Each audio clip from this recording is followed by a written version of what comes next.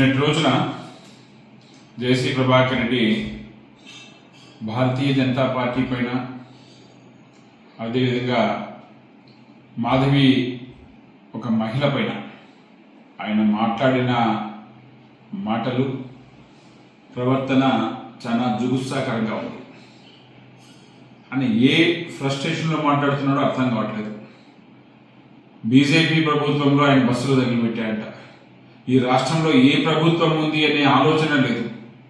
పోలీసులకు కంప్లైంట్ చేసి ఏమీ కాదు అంటే మీరు ఈరోజు అధికార పార్టీలో ఉండి అధికార పార్టీ పైన లేకపోతే అధికారుల పైన అనుచితంగా ఏ విధంగా మాట్లాడుతున్నావో ఒకసారి గ్రహించుకోవాలి.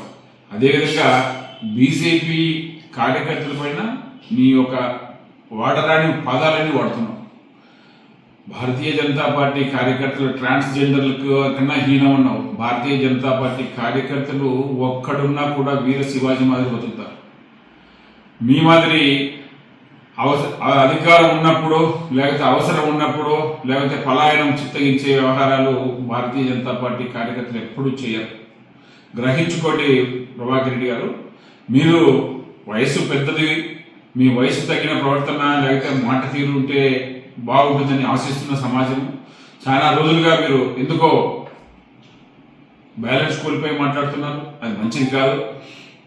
మీరు మాట్లాడే తీరు వల్ల ప్రభుత్వానికి, కూటమి ప్రభుత్వానికి, చంద్రబాబు నాయుడు గారు అంతా మంచి చేస్తున్నప్పటికీ ఇట్లాంటి అక్కడక్కడ సంఘటనల వలన చెడ్డ పేరు వస్తుంది. కాబట్టి దయచేసి తెలుగుదేశం పార్టీ కూడా ఇట్లాంటి వ్యవహారాలని కంట్రోల్ చేయాలని చెప్పేసి భారతీయ జనతా పార్టీ కోరుతా ఉంది. ఎందుకంటే ఆయన మాట్లాడిన భాష చాలా జుగుత్సాకరంగా ఉంది. మహిళలు, ఆమె ఒక నటి కాబట్టి ఆ రోజు ఆ సినిమాలో ఆమె నటన, ఆమె వృత్తి రీత్యా చేసిన పనిని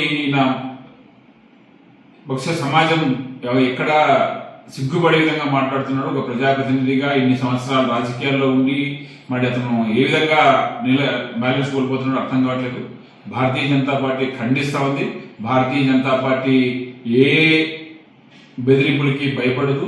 మీ రంకెలేసినా కూడా ఇట్లాంటికి పట్టించుకోదు. మీరు మాట్లాడిన విధానం మీకే వర్తిస్తుంది. ఒకసారి చరిత్ర చూసుకుంటే ఆంధ్రప్రదేశ్ ప్రజలకి కానీ లేకపోతే అనంతపురం ప్రజలకు కానీ భారతీయ జనతా పార్టీ తగలబెట్టే కార్యక్రమాలు కానీ, పగలగొట్టే కార్యక్రమాలు కానీ, విరుగొట్టే కార్యక్రమాలు ఎప్పుడు చేయదు.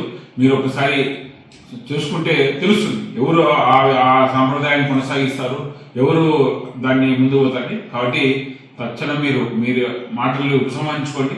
మీ వయసు రీత్యా మంచిది కాదు. మేము ఎందుకంటే ఇంతకన్నా మాట్లాడితే మా సాంప్రదాయం, మాకు నేర్పించిన సాంప్రదాయం ఇట్లాంటిది కాదు. కాబట్టి మేము గౌరవంగా ఇప్పటికి కూడా మీరు ఏదైతే మాటలు మాట్లాడారో అవన్నీ ఒక్కసారి ఆ మహిళా సమాజానికి క్షమాపణ చెప్పి భారతీయ జనతా పార్టీ కార్యకర్తలు కూడా సంబంధమే ఉండదు. మీరు పోలీసు మీరు దేనికంటే వార్తల్లో ఉండాలని చెప్పేసి ఈ విధంగా ప్రవర్తిస్తున్నారా లేకపోతే మీరు మానసిక స్థితి కోల్పోయి మాట్లాడుతున్నారా అర్థం కావట్లేదు. కానీ మంచిది కాదని చెప్పేసి ఒక నాకన్నా వయసులో చాలా పెద్దలు కాబట్టి మీకు గౌరవంగా తెలియజేస్తున్నాం.